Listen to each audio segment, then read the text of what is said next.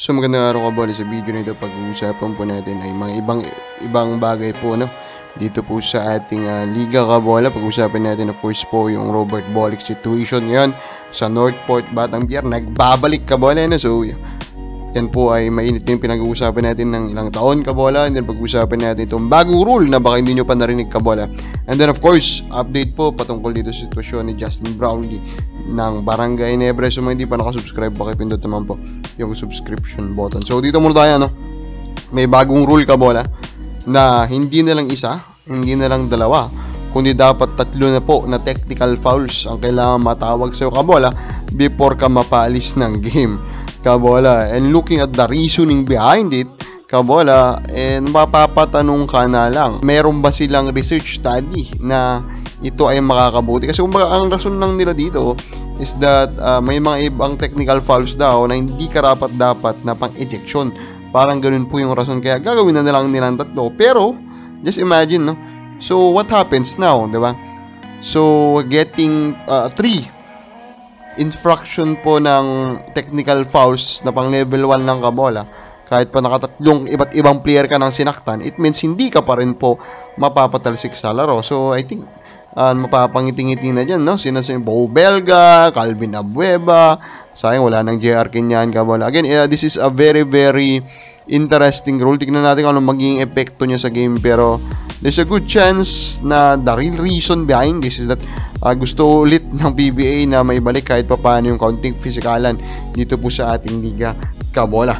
Then dito update tayo dito kay sitwasyon po ni Justin Brownlee kabola. So sinabi naman dito, this is a very positive news na the possibility po na makabalik daw po ng mas maaga, as in way more earlier. Ito si Justin Brownlee is nandyan pa rin, pero dapat po muna mapatunayan kabola na yung substance po na nakuha po dun sa kanyang blood kabola ginagamit talaga for the medical purpose. Kung mapatunayan po ito, pwedeng mapababa po yung nakasentensya po sa kanya o isasentensya po sa kanya na kanya po magiging period po ng suspension kabola. Pero it will not be easy, lalong-lalo na baka makaharap nila dyan is yung China po, mga taga-China. Alam naman natin, yung galawan po ng China. So overall, the best thing pa rin po na gawin ng Ginebra ngayon is talaga maghanap po ng pwede pong pamalit dito kay Justin Brownlee kabola.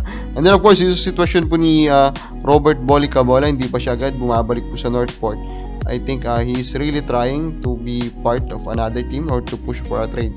So suggest natin kabola ang mga potential po na realistic, fair at saka worst trade possible po with Magnolia Hatchet, kasi Magnolia po currently ang may pinaka worst po ang dinagdag out of the 3 SMC teams kabola.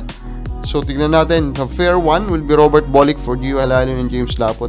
Mapatanong ka siguro, parang sobra-sobra naman yan. Gio Halalon is of course a big name also, pero remember, Bolick is a top 5 player po in the PBA kabola. So getting a top 5 player really needs to put up din po a very good package, and Halalon plus a 6'8 center I think is the right package to get that Bolick kabola. Realistic will be Mark Baroka at Tratter, second round for Robert Bolick. So a package of number kabola. So 3 bagay ito. So Baroka, kilalang pangalan yan. Tratter, kilalang pangalan din kabola. Kapag sinagsama mo yan, mas magiging madali na po sa mga fans po ng Magnolia, sa mga fans po ng SMC na i-defend po na okay po yung trade kabola. And I think malapit-lapit lang din naman po sa patas itong palitan na ito. The worst could be a straight swap of Paulie to Robert Bolick. Yes, of course, in their heydays, Paulie is equal in terms of trade value dito siguro kay Robert Bolick, pero that was in their heydays kabola. Itong si Paulie po, 34 na to kabola, and there's a big age difference po with Robert Bolick. Kaya naman kapag ganito po yung magiging trade kabola, talagang straight po talaga, klaro na panalo po dito ang Magnolia kabola. So this should be the trade na pinakaiwasan po ng Northport. Kabola, sa palagay mo, anong best trade para po sa Northport? Kami lang po sa baba.